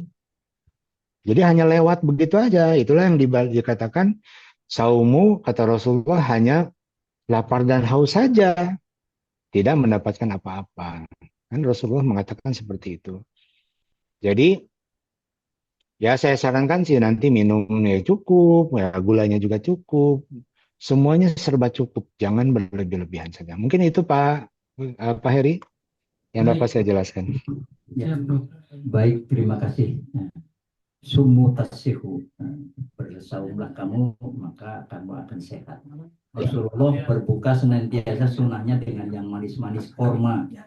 Ya. Sementara beliau Rasulullah itu tidak makan nasi, Pak. Kalau kita sudahlah manis-manis ditambah nasi, tidak sadar bahwa itu kadar gulanya sangat tinggi gitu. Jadi jadi malah berlebih-lebihan, termasuk kita lebih di sisi pengeluarannya juga gitu ya. Yang biasanya tidak dibeli gitu ya. Iya, betul. Manis, sirup, kolak dan lain-lain gitu ya. Iya. Manis ditambah nasi gitu. Iya. Itu mungkin ada yang lain, dipersilakan. Ya, silakan. Bertanya dokter. Dari saudara Amin. Dari Amin Rasid dari Tasikmalaya. Baik, Pak. Ini dok, tadi sempat disinggung juga oleh Pak Aidin, sumu tasihu, saumlah maka kamu akan sehat. Nah, analisa dokter, kira-kira rekomendasi apa ya yang dokter kasih ke saya, khususnya memang kalau saum itu obat apa ya yang kira-kira dapat menambah stamina yang memang saat puasa itu dibutuhkan. Nah gitu. Terus gini dok, kenapa ya kalau saat Ramadan itu kan sahur ya, itu suka ada reaksi berbeda gitu kalau makan, jadi kayak kurang nafsu gitu. Apakah itu secara medisnya ada penelitian khusus atau memang karena jam makan yang berubah gitu? Ya. Terus ini dok, Ya. ada istilah barang ini untuk para bujangan ya. Barang siapa yang sudah menyampai ba'ah maka bernikah gitu kan. Kalau tidak mampu ada istilah bersaumlah gitu. Ya. Nah ini analisa medisnya apa gitu antara saum dan Bujangan. jangan kok disandingkan dengan saum gitu, padahal saat bulan Ramadan yang katanya semua muslimin saum masih ada juga yang tergoda bahkan Tergoda. dengan istrinya, bahkan disampaikan kan melalui hadis Nabi yang demikian. Ya, cukup. Nah Ya, itu Pak. kira-kira apa gitu analisa medisnya. Terima kasih. Silakan langsung aja Pak Dokter. Berarti 3 ya pertanyaannya Pak Aidin. Ya. Ya, tadi yang pertama adalah persoalan apa tadi? Tadi tentang vitamin apa yang bisa Oke. membantu mungkin stamina di bulan Ramadan ini Pak Dokter. Ya, jadi sebetulnya memang kalau vitamin itu tidak diproduksi oleh tubuh kita ya, hanya berupa asupan tuh makanan vitamin itu. Jadi kalau kita makan dengan kecukupan, karbohidrat ada, protein ada, lemak ada, ya buah-buahan dan susu yang kita kenal dengan 4 sehat 5 sempurna. Itu semua sebetulnya itu tercukupi, Pak. Ya. Nah, vitamin itu ya tambahan saja kalau memang diperlukan sebetulnya. Memang secara objektif itu vitamin itu ya harusnya kita ukur kadarnya. Misalnya kadar vitamin C-nya berapa dan yang vitamin D semuanya harus diukur seharusnya. Kalau normal ya sebetulnya kita jangan berlebih-lebihan untuk minum vitamin. Ya, contoh misalnya minum Enervon C, maaf nih menyebut merek. Itu di dalam obat itu vitamin C-nya 500 mg. Bahkan ada yang 1000 mg, contoh menyebut merek lagi nih. UC 1000 kan gitu ya. Padahal tubuh kita itu hanya memerlukan sedikit vitamin C. Mungkin dengan 100 mg atau 50 mg saja cukup. Ini dikasih lebih Pak ya. Nah, dikasih lebih, berlebihan lagi jadinya gitu. Ya. Jadi kalau vitamin C kalau kita makan sebuah jeruk saja itu mungkin sudah tercukupi. Ya, atau buah-buahnya yang lain tercukupi. Jadi makan minumlah yang cukup, yang memang itu yang diperintahkan sekali lagi, yang kita tidak berlebih-lebihan. Ya. Udah makan pakai nasi, ya buka pakai kurma, makan pakai nasi, ditutup pakai kolak yang manis kan gitu. Berarti karbohidratnya ada berapa tuh? Dari kurma juga karbohidrat, ya kan? Iya. Dari makan nasinya udah karbohidrat, ditambah dengan kolak lagi karbohidrat. Jadinya berlebih-lebihan. Nah, kalau dihitung misalnya kalori selama saum itu kita menghabiskan kalori 1000 misalnya. Tetapi lalu kita buka puasa makan 3000 kalori, jadi 2000 kemana? Ya, disimpan lagi berupa tadi cadangan makanan dan cadangan lemak dan seterusnya. Jadi masih berlebih-lebihan lagi gitu, ya. Mungkin itu pertanyaan pertama ya Pak Aidin. Iya, yang kedua tadi saum ya. Saya di perut saum. Iya. Kenapa malas makan saum? Kenapa malas makan nafsu makan? Baik. Kenapa malas makan? Nah, di dalam tubuh kita itu lambung ya. Kalau kita makan itu pas jam buka puasa itu makan, itu lambung kita akan kosong dalam 6 jam, Pak. Ya. Kadang-kadang sebelum kita tidur ya tambah lagi makan dan segala macamnya gitu ya. Nah, ketika kita makan kemudian 6 jam kemudian lambung kita kosong, sebetulnya lapar. Ya. Nah, ketika lapar, kita lagi tidur. Maka tubuh tadi memecah lagi kan? Menggunakan cadangan karbohidrat dan makanan yang lain untuk dipecah selama kita tidur. Jadi waktu sahur sebetulnya kita dalam keadaan kenyang. maka sunatullahnya kalau kita kadar gulanya mendekati normal rendah atau kurang, kita pasti akan lapar, Pak. Ya. Jadi artinya ketika kita sahur malas makan itu karena memang kita kenyang gitu. Jadi mungkin berikanlah masukan asupan makanan yang memang diperlukan saja, tidak terlalu berlebihan, ya, untuk mengambil syarat bahwa kita melaksanakan sahur sebagaimana Rasulullah menyampaikan, ya. Tetapi kalau kita betul-betul kenyang, cukup kita minum saja barangkali, atau ya mungkin makan kurma atau apa sehingga kita cadangan makanannya tercukupi untuk 1 hari atau cadangan cairan cukup 1 hari. Nah, mungkin itu Pak Aidin jawaban kedua ya. Jadi kadang-kadang kita malas itu pertama kita ngantuk, yang kedua ya kita mungkin sudah kenyang karena memang jam lambung yang kosongnya sudah diisi dengan atau dipenuhi oleh cadangan makanan. Yang ketiga, kenapa kok disandingkan dengan nikah gitu yang untuk melakukan saum yang masih bujangan gitu, Pak? Baik, sebetulnya bukan bujangan aja Pak Aidin. Itulah sunatullah manusia. Allah menciptakan hormonal di dalam tubuh manusia, khususnya ini laki-laki, ya. Nah, kalau kadar testosteron di dalam badan itu meningkat, tentunya menimbulkan gairah, ya. Nah, gairah itu sunatullah. Tetapi hati-hati, gairah dengan hawa nafsu, artinya yang tidak bisa ditahan tadi, ya. Dan hawa nafsu itu ada di dalam otak kita, di dalam nukleus amigdala namanya. Ya, maaf ini berbicara bahasa kedokteran. Di dalam inti nukleus itu di dalam otak kita itu adalah pusat hawa nafsu. Jadi hawa nafsu diciptakan oleh Allah sendiri di dalam otak kita, yaitu di dalam nukleus amigdala. Ya, hormonnya diciptakan juga oleh Allah. Tetapi kenapa kita disuruh menahan diri? Kan ini yang jadi masalah. Disuruh, diperintahkan menahan diri. Ya, satu sisi mungkin Allah meningkatkan hormon testosteron karena dia makan protein dan segala macam. Satu sisi dimunculkan nafsunya. Justru itu, nah jiwa kita, kembali lagi spiritual mental dan jiwa kita, sehingga kita takwa tadi ya, tujuan Ramadan, bisa nggak mengendalikan ini? Nafsu tadi, ya.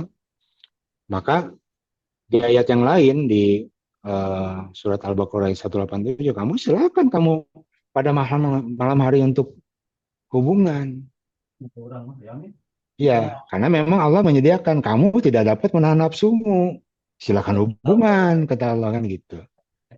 Itu Allah mengaturnya seperti itu. Tapi jangan di waktu kita tadi lagi diuji dari sahur sampai ke maghrib, gitu.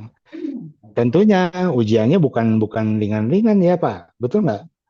Dikasih segala macam ini, sehingga ini bisa nggak nih seseorang ini menahan amarahnya atau menahan dirinya kan gitu. Kira-kira begitu Pak. Tadi siapa yang bertanya Pak? Baik Pak Amin itu Pak. Pak Amin ya. Jadi begitu ya. Memang Allah sengaja menciptakan hawa nafsu untuk kita bisa menahan diri agar itu sebagai ujian buat kita semua Pak Dokter ya. Ya, betul. Ya, biar bisa dikendalikan. Mungkin yang di online ini ada Ibu Ai nih Pak. Didiskusikan, dipersilahkan. Ibu Ai ini raise hand. Silakan. Dari Zoom dulu, silakan. Sebutkan nama dari mana. Assalamualaikum warahmatullahi wabarakatuh. Waalaikumsalam. Silakan Bu. Iya Pak, saya dari Bogor, ingin bertanya, kalau lagi puasa gitu kok? Siapa namanya Bu? Oh iya, saya Aryani Pak Dokter, Pak Ustadz dan semuanya. saya dari Bogor ingin menanyakan kalau lagi puasa gitu kok pagi-pagi gitu selalu pusing ya Pak. Nah, nanti berhenti pusing itu kalau udah zuhur, kalau zuhur ke sana tuh enggak gitu. Itu dalam dunia medis tuh kenapa ya Pak ya kalau Ya, seperti itu? Ya, seperti itu aja pertanyaan saya Pak. Terima kasih. Assalamualaikum ya. warahmatullahi wabarakatuh. Waalaikumsalam. Ya. Ibu tapi sahur, Bu. Iya, sahur. Sahur ya. Sahur nih nanti habis sahur nih. Terus pusing nanti kalau udah zuhur enggak pusing, pusingnya Nah, hilang gitu. hati-hati, mungkin itu suatu gejala di mana ibu berlebihan kadar gula. Oh gitu. Ya, jadi Oh, maka kembali lagi kita jangan berlebihan soal makan. Nah, ketika misalnya kadar, ya kalau kita hitung normalnya gula itu misalnya di bawah 200 ya Bu.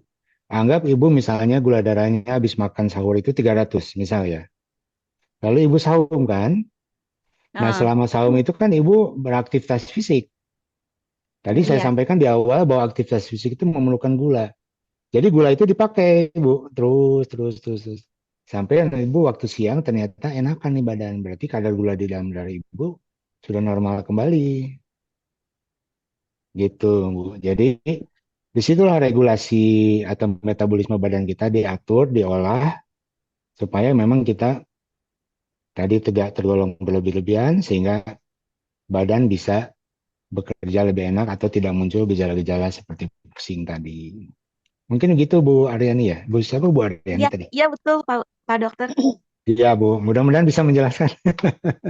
Iya, Ya, ya, terima makasih kasih. Ya jawabannya. baik Bu, baik Bu. Mungkin setelah mendengarkan materi ini semuanya harus dirubah gitu ya. Ya, Saya, Biasa-biasa saja, tidak usah menyediakan kolak, sirup dan lain-lain gitu. Seperti hari-hari biasa saja, tidak saya perlu boleh bawa bertanya Pak. berlebihan saja. Silakan. Saya Sebutkan silakan nama. Bu. ya dengan Assalamualaikum Pak Dokter. Dengan Eka Pak, saya dari Bandung. Ya Bu. eh Pertanyaannya untuk anak-anak Pak, ketika bersahur itu sebaiknya minuman yang baik itu apakah memang susu gitu ya karena biasa minum susu misalnya Pak untuk sahur atau memang minuman yang lain gitu yang baik supaya bisa sehat sampai buka puasa gitu supaya tetap fit gitu lah Pak untuk anak-anak ini apakah susu itu baik diminum pada waktu sahur atau tidak.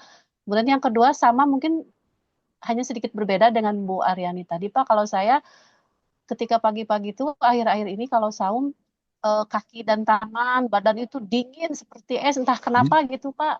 Ya, Seperti es jadi telapak tangan, telapak kaki gitu semuanya dingin dan ya menggigil aja gitu Pak. Padahal sahur ya. biasa seperti biasa. Nah itu kira-kira bagaimana ininya Pak?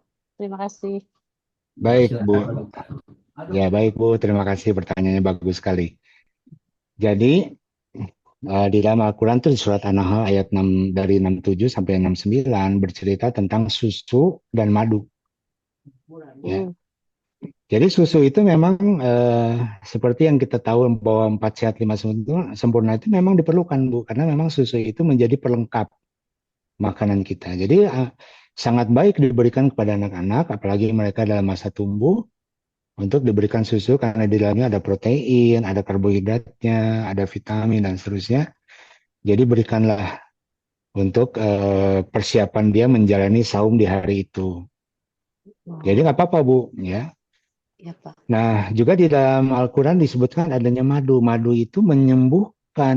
Nah, ya, madu itu menyembuhkan kata Allah. Tetapi ada yang bilang bahwa madu itu justru menjadikan gula darah tinggi dan seterusnya. Ya, tetapi memang bagaimana kita menggunakan madu itu sebagai sumber energi dan itu mengandung protein dan semua yang ada diperlukan untuk penyembuhan.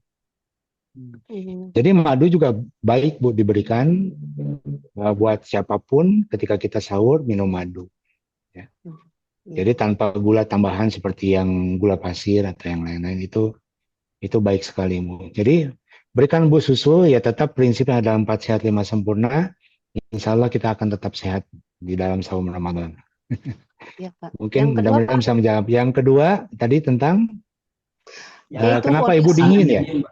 ya, jadi seperti es gitu, Pak, telapak Ya, tangan, telapak kaki gitu. itu kapan Bu terjadinya, siang atau sore atau kapan? Pagi, Pak, pagi. Pagi ya? Ya sekitar jam 7 sampai duhur gitu. Ya. Kalau kita lihat fungsi dari pembuluh darah ya, itu pembuluh darah itu untuk menghangatkan tubuh kita sebetulnya ya. Kenapa? Karena dengan aliran darah itu menghantarkan panas juga. Nah, ketika gula darah kita turun, Bu, berarti pembuluh darah itu menciut, berkuranglah diameternya kira-kira. Sehingga sumber panas itu akan kurang juga ke tubuh kita. Maka kita akan terasa dingin. Nah, kalau kita merasa dingin, ingat-ingat, jangan-jangan kita udah kekurangan gula darah. Ya. Tetapi ya nggak usah khawatir, lagi-lagi tadi badan kita mempunyai mekanisme untuk mengambil cadangan gula tadi, yang berupa glikogen, atau pembentukan gula dari asam amino misalnya, ya, atau mungkin dari lemak kita. Yaitu, jadi satu sisi memang kita mengalami dingin, tapi kalau kita sabar, nah di sini justru ujiannya. Kalau kita sabar, tunggu sebentar, sebentar lagi akan menjadi hangat lagi, gitu Bu. Jadi memang saum Ramadan ini juga melatih kita untuk sabar sebenarnya. Sabar untuk menahan lapar tadi atau menahan rasa dingin tadi, karena tubuh kita berproses. Nah, yang selama ini mungkin Bu, kompensasi dari tubuh kita itu tidak pernah terjadi. Jadi oleh Allah dibuat juga supaya ya di-charge lah gitu Bu, dijadikan dia berfungsi lagi, Ibu dijadikan dingin, nanti sebentar jadi hangat gitu. Mohon maaf Jadi, Pak, saya pernah mendengar hipotiroid, itu gejalanya seperti itu, apa tidak ada kaitannya Pak? ya tentunya Bu, kalau hipotiroid dengan masalah yang lain berarti kan. Hipotiroid itu ya dengan gemetar dan seterusnya. Tapi ya kaitan pertanyaan Ibu ya tadi, kalau saum kan Ibu ya. Ya betul Nanti Pak, kita, tapi takutnya ada kaitan dengan penyakit itu gitu Pak. ya tentunya Bu, tentunya. Tapi kan itu menjelaskannya perlu waktu tersendiri Bu, supaya dapat dipahami tentang hipotiroid atau hipertiroid. Iya. Ya. Jadi begitu aja dulu ya. Nah, Ya, mudah-mudahan terima kasih, bisa Pak. menjawab ya. Terima kasih. Taruh di pengering. Yang lain Saya dipersilahkan. mohon maaf izin bertanya Pak. Dari tadi raise hand maksudnya nunggu dipersilahkan oleh MC. Ya. Ya, Bu Ai silakan. Cahyati ya. Ya, diulang. Iya, saya dari ITMI Kota Cimahi. Nah, Baik Bu. ya langsung aja ya Pak. Pertanyaannya, kalau misalnya sedang berpuasa, itu misalnya minum madu atau obat herbal lainnya, misalnya kan saya pernah dengar itu sebaiknya sebelum makan ya dilakukan. Tapi kan kalau lagi saum itu, kalau saya sih gitu misalnya minum madu dulu terus dijarakin terus makan, suka begah ya perutnya gitu sampai besok paginya. Nah, jadi biasanya maksudnya ya biasanya makan dulu lah gitu terus nanti minum madunya misalkan kalau mau minum madu. Nah, itu jaraknya kalau setelah makan ataupun misalnya sebelum makan itu berapa lama ya Pak Dokter? Itu aja sih pertanyaannya. Terima kasih. Baik Bu Ai Cahyani, kadang-kadang ketika kita sahur itu kan tadi menjalani dari kita buka sampai ke sahur itu kurang lebih ya sekitar 9 jam ya. Itu tadi tubuh kita sudah kekurangan taruhlah gula, walaupun tadi ada energi yang alternatif yang bisa mengisinya. Tetapi buat orang yang punya sakit mah, yang asam lambungnya berlebih, akibat dari dia lapar tadi, ya harus hati-hati gitu. Jadi ketika ibu nanti mau sahur, kemudian memakan entah makanan ataupun madu tadi, cobalah minum air putih dulu Bu. Tujuannya adalah mengurangi keasaman keasaman asam lambung sehingga suasana asam lambungnya akan menjadi normal dan ibu akan menjadi nyaman makannya maupun minum madu tadi. Jadi jangan langsung. Kemudian minumnya makannya mungkin sedikit tapi sering gitu Bu. Sedikit-sedikit, jangan langsung banyak.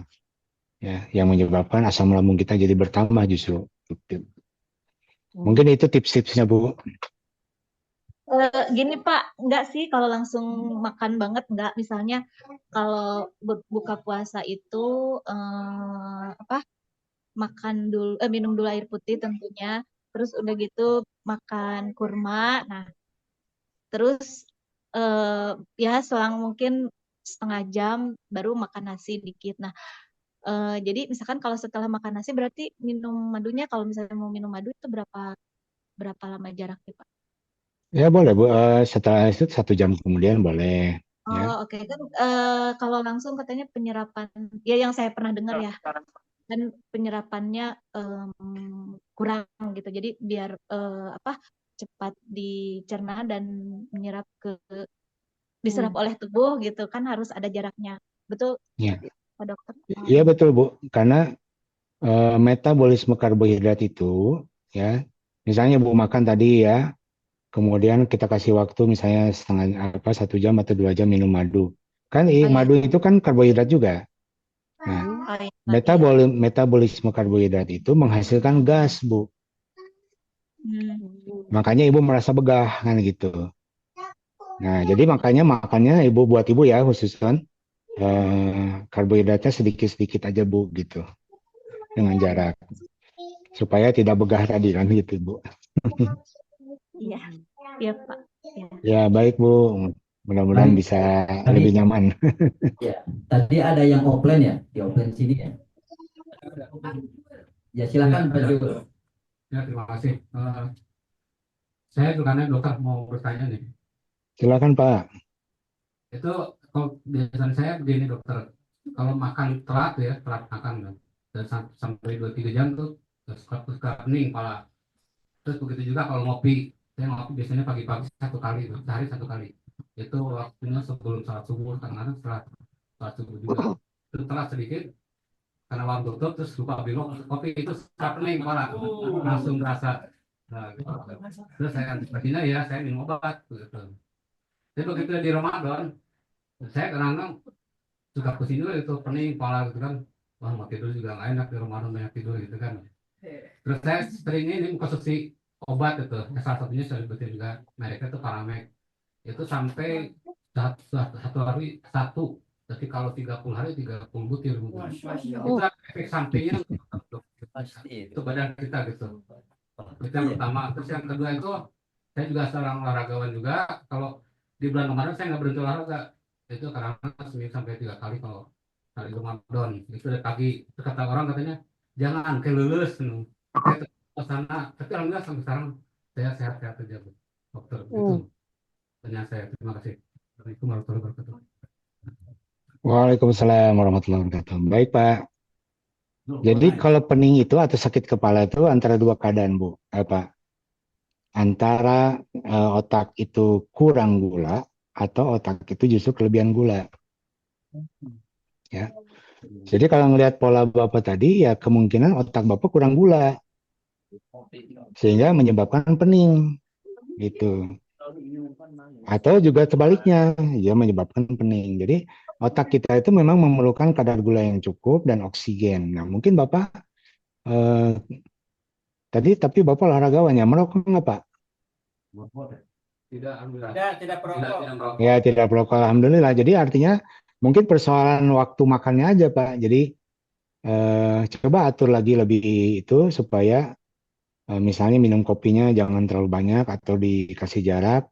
Bapak makan dulu baru saya minum kopi, misalnya kalau memang harus minum kopi. Tapi coba perhatikan kadar gulanya, artinya gulanya itu berlebihan atau justru kurang. Apalagi kalau Bapak minum kopinya kopi pahit. Gitu ya. Nah, sedangkan kopi juga kalau kita belum makan itu akan mempengaruhi atau menambah asam lambung. Menyebabkan juga begah tadi kata Ibu tadi ya. Ketika begah itu maka akan terjadi tekanan tinggi di dalam perut kita, jadi pusing juga gitu. Jadi banyak faktor sih Pak gitu. Coba tinggal masalah kapan waktunya yang pas nih buat Bapak ya. Waktunya yang pas untuk Bapak minum kopi, atau Bapak makan dulu atau mengisi perutnya dengan yang lain dulu sebelum Bapak minum kopi. Kemudian dampak obat itu Pak Dokter, berarti 30 butir selama 1 bulan itu. Iya, jadi karena polanya salah yang menyebabkan pusing, ya berarti kan yang salah bukan artinya gini, dengan memberikan obat itu bukan berarti dia memperbaiki yang salah gitu. Jadi lebih baik kita memperbaiki yang salah dulu, barangkali pola atau caranya, sehingga obat tidak diperlukan gitu. Seperti juga sama, kita terus-terusan minum obat sakit mah gitu ya, kita harus memperbaiki pola makan kita. Sakit mah itu kan karena kelebihan asam lambung, berarti kita makannya harus teratur dan sedikit-sedikit mungkin supaya asam lambungnya ternetralisir dan seterusnya. Ya, sama juga dengan tadi pusing akibat tadi pola yang kita salah, ya coba perbaiki sehingga parameknya tadi bisa dilepas, karena memang kadang-kadang kita nyaman dengan suatu keadaan sehingga ketika dikasih paramek nyaman ya, padahal bagaimanapun paramek itu adalah obat zat kimia yang diolah, yang kita pakai, yang belum tentu itu akan menyehatkan selama-lamanya.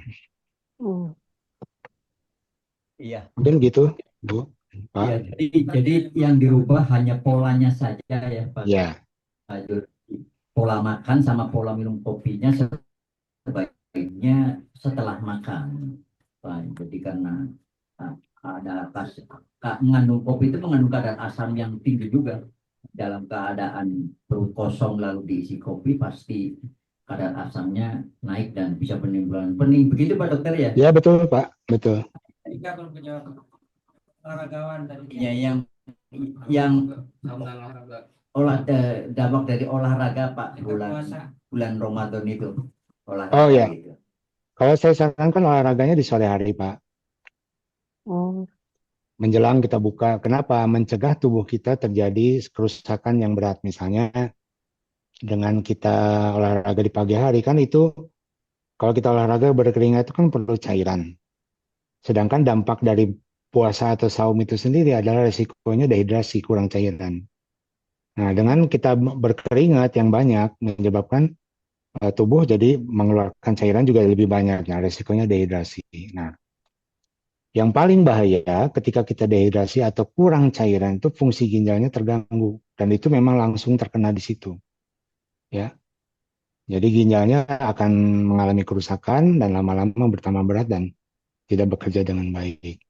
Jadi saya sarankan sih pas Ramadan itu olahraganya di sore hari menjelang kita buka puasa supaya tubuh kita tidak terlalu lama kekurangan cairan dan kita mendapat segera gantinya pada saat kita buka puasa. Mungkin gitu Pak penjelasan saya. Iya. Jadi tinggal diatur waktunya saja ya. Jadi sore menjelang. Kita batasi waktu sampai pukul 11 Pak Heri. Baik Pak Edin. Ya. Beberapa menit lah. Jam 11 kurang berapa Pak? 5 menit. Kurang, mungkin satu pertanyaan lagi. Ada lagi? Di online? Tidak ada rupanya ya. Di sini? Di offline? Ada. Ya, satu lagi. Silakan. Silakan. Terima kasih atas waktunya. Ada satu pertanyaan. Kalau sahur, oh ya lupa. Saya bukan Nurdin, Pak Nurdin ya. Pertanyaan begini, katanya kan sahur itu ada barokahnya. Satu saat saya kesiangan, ternyata waktu untuk sahur itu habis. Tapi ini sahur sunat, apakah bagus dilanjut atau tidak gitu untuk kesehatan. Jadi kalau nggak sahur, apakah bagus nggak dilanjutkan untuk sahur? Begitu Pak. Usia saya baru 61. Ya. Baik. Jadi dengan saum itu, ya, saum Ramadan itu, jadi Bu, Allah itu selalu memberikan keringanan. Ya, dengan kondisi fisik kita misalnya sudah sepuh atau bertambah usia atau keadaan penyakit, itu jangan memaksakan diri kita saum. Termasuk kita ketika tidak sahur misalnya. Ya, dengan tidak sahur kalau kita teruskan puasanya, kalau kita tidak bermasalah, silakan Bu mau diteruskan, niatnya tetap dijalankan.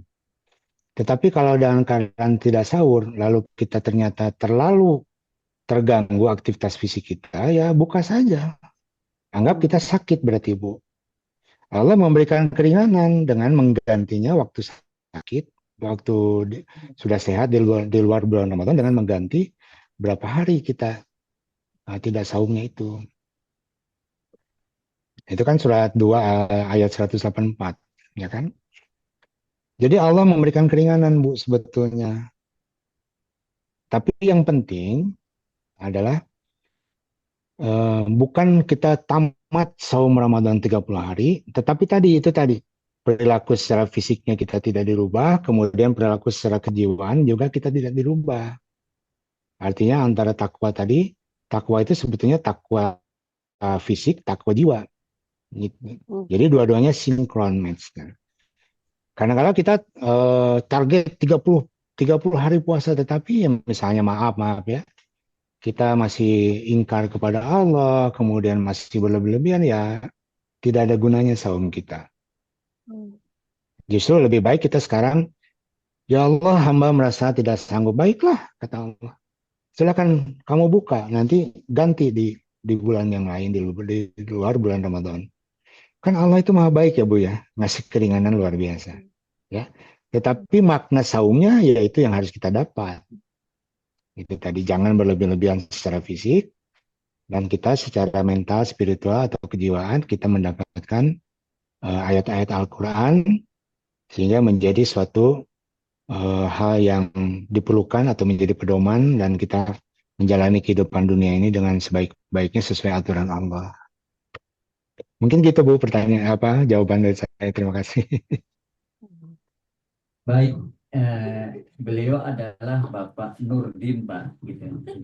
Oh, Bapak Nurdin, ya baik. Jadi begitu saja. Sekali lagi terima kasih atas waktu yang telah diluangkan Pak Dokter. Mudah-mudahan semua materinya menjadi hikmah buat kita dan Pak Dokter. Amin, amin. Jadi diangkat, dimuliakan oleh Allah Subhanahu wa taala. Amin. Yang telah disampaikan mudah-mudahan semuanya bermanfaat bagi kita semuanya.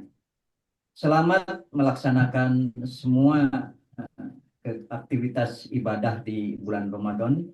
Mudah-mudahan semua muamalah dan ubudiyah kita mabrur di hadapan Allah Subhanahu wa taala. Amin ya Allah. Sehingga kita sampai di bulan Syawal, bulan peningkatan, dan kita benar-benar tidak menjadi orang-orang yang taat melaksanakan syariat-syariat yang telah diperdukan. Amin ya Allah. Barangkali sebagai closing statement Pak Dokter dipersilahkan. Baik, terima kasih Pak Aidin. Sebelum menyampaikan statement terakhir, saya sekali lagi mohon maaf lahir batin. Kenapa? Karena memang kita harusnya selalu mawas diri dengan kesalahan-kesalahan yang mungkin tidak sengaja kita perbuat. Ya. Jadi mohon maaf lahir batin dengan penyampaian saya itu barangkali ada yang kurang tepat, ada yang kurang nyaman, dan seterusnya. Saya mohon maaf, dan saya mengucapkan selamat menjalankan ibadah saum dengan sebenar-benarnya tujuan. Dan semoga semoga Allah meningkatkan ketakwaan kita. Amin. Dan tidak menggugurkan ketakwaan kita, tapi justru malah meningkatkan ketakwaan kita dengan tadi menjalankan sunnatullah yang Allah telah tetapkan bagi diri kita tentang jasad ini. Ya, memang jasad kita juga harus kita urus. Dengan kita berpuasa itu kita mengatur metabolisme jasad kita tuh sehingga kembali sebagaimana awalnya. Di samping itu, dengan kita mengatur makanan kita dan kita melakukan sedekah dan seterusnya, yang itu aktivitas fisik, kita menghapus dosa, baik dosa secara jasad maupun secara jiwa. Ketika kita menjalankan Ramadan dengan Al-Quran, membaca Al-Quran dan seterusnya, tentunya itu menjadi sesuatu yang baik sekali dan meningkatkan ketakwaan kita. Dan tentunya tadi, kita bersama Allah kemanapun kita berada, dan juga ketakwaan kita insya Allah meningkat, dan insya Allah tempat kita nanti di surga Janati Adenin semuanya. Amin. Itu saja. Terima kasih Pak Aidin. Assalamualaikum warahmatullahi wabarakatuh. Secara sama Pak Dokter, mudah-mudahan Pak Dokter tidak bosan kapan waktunya Allah mempertemukan kembali dalam rahmat dan hikmahnya. Amin. Saya selaku moderator ada kurang dan lebihnya. Sekali lagi mohon maaf. Kesalahan murni dari saya, kebenaran hanyalah milik Allah Subhanahu wa taala. Wallahu a'lam bishawab. Aqulu qouli hadza wa astaghfirullahi wa lakum. Kita doa akhir majelis. Alhamdulillahirabbil alamin. Subhanakallahumma wa bihamdika asyhadu an la ilaha illa anta astaghfiruka wa atubu ilaik. Assalamualaikum warahmatullahi wabarakatuh.